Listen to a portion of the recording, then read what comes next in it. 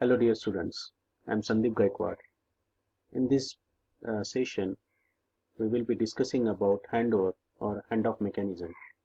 In unit number 2 and 3, we have seen the concept of handoff mechanism where we have discussed whenever mobile station or your cell phone or a subscriber moving from one cell to the another cell or one sector to the another sector, then that call has to be transferred from one BTS to another BTS.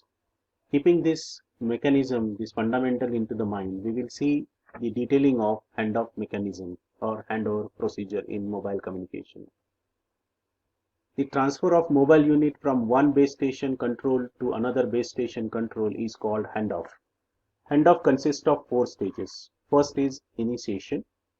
Either the mobile unit or the network determines the need for a handoff and initiate the necessary network procedure. Second, resource reservation. Appropriate network procedure reserves the resources needed to support the handoff, voice and control channels. Third is execution. The actual transfer of control from one station to another base station takes place. Fourth stage is completion. Unnecessary network resources are relinquished and made available to another mobile unit. So it is going to release the not required channel, and it will in the another side it will acquire the required channel. With handoff mechanism, a connection that is momentarily broken during the call to call transfer, which we call hard handoff, or in other way we have seen is break before make. So it is disconnecting the call first and then making the call.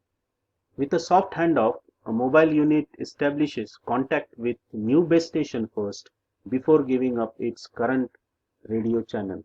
We can call this as another way, make before break. Handoff. In the signal strength, when the signal strength measured by either the base station or mobile unit's receiver falls below a predetermined threshold level. So whenever there is a certain threshold level drops, there are the chances to have the handover procedure. When a network resource management needs to force a handoff to free resources to place an emergency call. This means if whenever network resource required channels to be available made free for other usages, then call can be also transferred. So network associated handoff is the second type of it. Looking into the figure, it's showing the base station 1 and base station 2, where it has a interface, cell interface that we can say. In a cell 1, three locations are placed, W, X and Y. When the mobile unit is at position W and X, it will within the range of base station 1 and vary distance from the base station 2. When the mobile unit reaches position Y, it receives signal from base station 1 and base station 2 at approximately the same power level, and the two base stations should be setting up a handoff procedure as initiation and resource reservation. So they start thinking where to transfer and whom to accept it. When the mobile unit crosses from cell 1 into cell 2, the handoff should be executed and completed. Let us give a look over here in the handover procedure. The GSM handovers process uses a mobile assisted technique for accurate and fast handover in order to maintain the user's connection link quality. It manages traffic distribution. The overall handover process is implemented in the mobile station, BSS and MSC. The measurement of radio subsystem downlink performs and signal strength received from surrounding cells is made in the mobile station. So basically mobile station is identifying the signal strength and communicating to the BSS and MSC. These measurements are sent to the BSS for assessment. The BSS measures the uplink performance for the MS being served and also assess the signal strength of interference on its idle traffic channel. Initial assessment of the measurements in conjunction with defined threshold and handover strategy may be performed in the BSS. Assessment acquiring measurement results from other BSS or other information resident in the MSC may be performed in the MSC. The MS assists the handover decision process by performing certain measurements. When the MS is engaged in speech conversation, a portion of the TDMA frame is idle while the rest of the frame is used for uplink and downlink time slot. During the idle time period of the frame, the mobile station changes radio channel frequency and monitor and measures the signal level of the 6 best nearby cell sites. Measurement which feeds the handover decision algorithm and are made at both the ends of radio link. So the channel who is going to release and release the mobile station, and the channel and the station who is going to accept the new channel or mobile station. Give a look intra-cell handover. Intra-cell handover means within a cell site, within a one BSC, the call transfer or handover is taking place. Handover takes place in the same cell from one time slot to the another time slot of the same carrier or different carriers, but they can be in the same cell.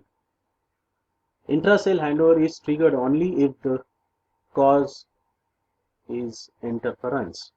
Intra-cell handover can be enabled or disabled in the cell.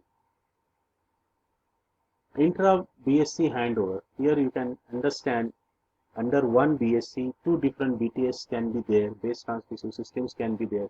So subscriber or the cell mobile station can move from one cell to the another cell, and as we have seen in the concept, we know that the time slots can be different, there can be different traffic channel or the carrier frequencies.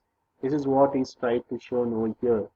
Handover takes place between different cells which are controlled by same BSC. This is called as intra-BSC handover. Then inter-BSC handover. Here you can understand this is not BSC, this is we can say BSC handover where mobile station, mobile switching center, under one common mobile switching center, different BSCs are supported. So you can see this is the different leg and this is another leg. So different BSS which are served by a common MSC. So under common MSC, the handover takes place between different cells which are controlled by different BSCs. This is inter-MSC handover. Inter-MSC, we can see the different mobile station, mobile switching centers belongs to that can be transferred. So we can say if Pune has one MSC and Goa has another MSC, so call transfer between two different MSC, if it is there, then that handoff technique is the inter-MSC handover. Handover conditions. Handover is done on 5 conditions: interference, receive quality, receiver level, distance or time advance, power budget. So these are the 5 conditions. Interference, when I am saying if the signal level is high and still there is receive quality problem, then the RxQL problem is because of interference. And what is this RxQL? It is the receive quality. It ranges from 0 to 7, 0 being the best and the 7 is the worst.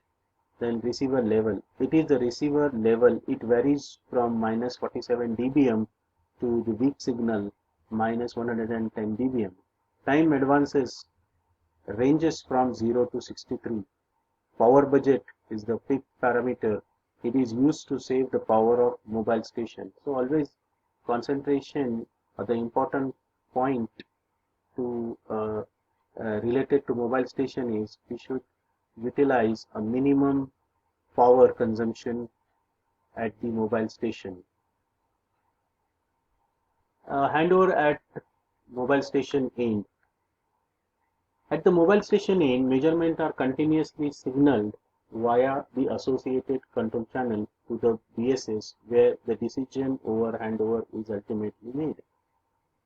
MS measurement includes several cell downlink quality where we can say it is bit error rate estimation. Serving cell downlink received signal level and 6 best nearby cell sites downlink receive signal level. So survey under identifying measuring the BR and the signal strength of the 6 best cell sites or nearby cell sites. The MS also decodes the base station ID code from the 6 best neighboring cell and report it the BSICs and the measurement information to the BSS. Handover at BTS end. The BTS measures the uplink quality, received signal level and MS to BTS site distance.